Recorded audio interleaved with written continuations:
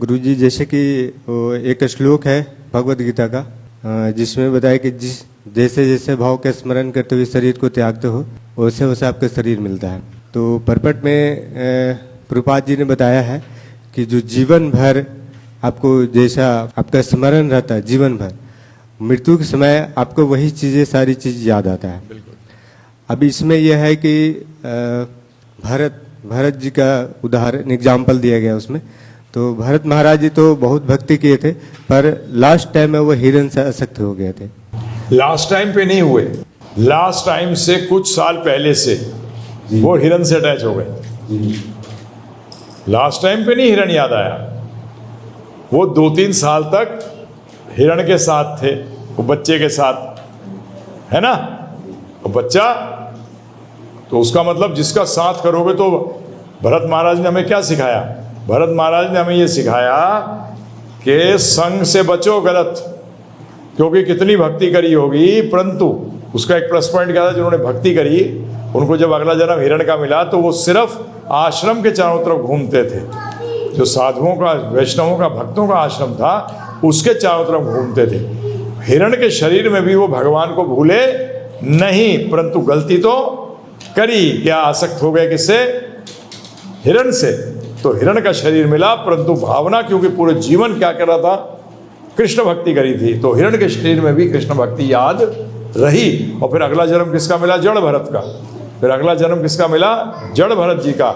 और वहां वो बचपन से ही उनको पूरा ज्ञान था। इससे ये मालूम चलता है गुरुजी कि जैसे हमारे माइंड के ऊपर सबसे ज्यादा नेगेटिविटी का असर पड़ता है पॉजिटिव से। हाँ, नेगेटिव, देखो नेगेटिव और पॉजिटिव को मैं नहीं लेता ज़्यादा। नेगेटिविटी का मतलब यह है कि बेसिकली कृष्ण को भूलना, कृष्ण को भूलना वो नेगेटिव है, और कृष्ण को याद रखना पॉजिटिव है। बस खत्म। लोगों के लिए नेगेटिविटी बहुत चीज़ है, हमारे लिए तो सिंपल है, एक ही चीज़ है कि कृष्ण को भूलना। तो ये शुरू में रहेगा। माधुर्य कदामनी के अंदर बताते हैं, यूं यूं जाता है, कभी याद कभी भूलना, कभी याद कभी भूलना, लगे रहोगे। शुरू में आपने जब पहाड़े याद करने शुरू किए, पहले बार में याद हो गए थे? हैं? नहीं हुए। 2 दूनी 4, 2 तिया ऐसे करते थे, हैं? तो इसी तरीके से जब आप भक्ति के रास्ते पे आते हो तो अनंत काल से किसका संग कर रहे हो? माया का। माया कुछ नहीं मतलब है। माया का मतलब है कृष्ण के साथ संग नहीं किया, कृष्ण के भक्तों के साथ संग नहीं किया। तो इसीलिए प्रॉब्लम रहेगी।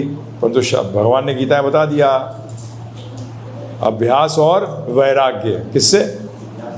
अभ्यास और वैराग्य दोनों चीज़ों से क्या होगा? मन कंट्रोल में आ जाएगा।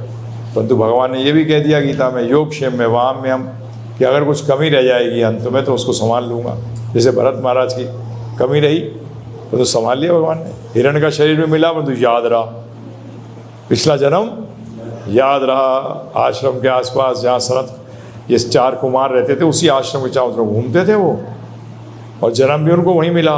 देखो क्या किया भगवान ने, उनको ऐसे किसी जंगल में जन्म नहीं दे दिया, आश्रम के पास जन्म दिया कि वो संग कर सकें भक्तों का। और अगला जन्म उनको जड़ भरत के रूप में हुआ। तो ये ध्यान रखिए। हरि बोल।